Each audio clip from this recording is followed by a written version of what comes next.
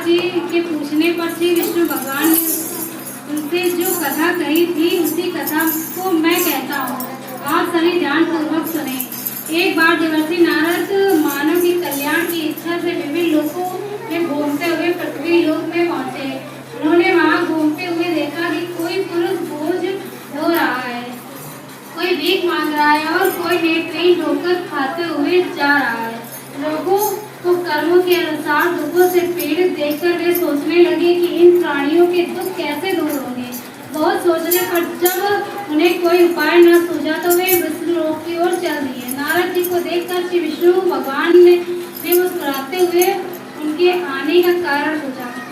नारद जी ने श्वेत वर्ण और शंख चक्र गदा व पद्म से सुशोभित 4 भुजाओं वाले विष्णु भगवान से कहा, हे प्रभु, आप सर्वशक्तिमान हैं और सृष्टि का पालन करते हैं।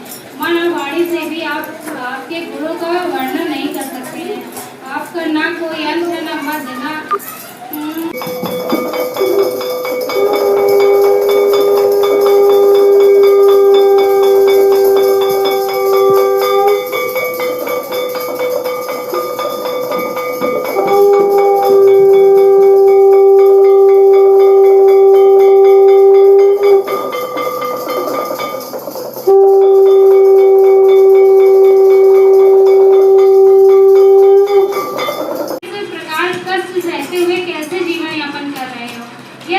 ब्राह्मण बोला, हे मित्र, मैं बहुत गरीब ब्राह्मण हूँ।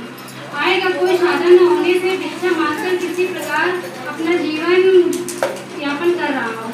यदि आप मेरी निर्धनता को दूर करने का कोई उपाय जानते हो तो कृपा करके बताएं। तब वृद्ध व्यक्ति ने कहा, हे मित्र, श्री सत्यनारायण भगवान की पूजा करने उनका व्रत कथा सुनने और प्रसाद ग्रहण करने से तुम्हारी गरीबी अवश्य दूर होगी और तुम्हारी सारी मनोकामना पूरी होगी। ब्राह्मण को व्रत का विधि विधान बताकर वृद्ध व्यक्ति रूपी श्री सत्यनारायण भगवान वहाँ से चले गए। निधन ब्राह्मण ने वृद्ध व्यक्ति द्वारा बताए गए व्रत को करने का निश्चय किया। प्रातः काल उठकर श्री सत्यनारायण भगवान का व्रत रखने का निश्चय किया। वह ब्राह्मण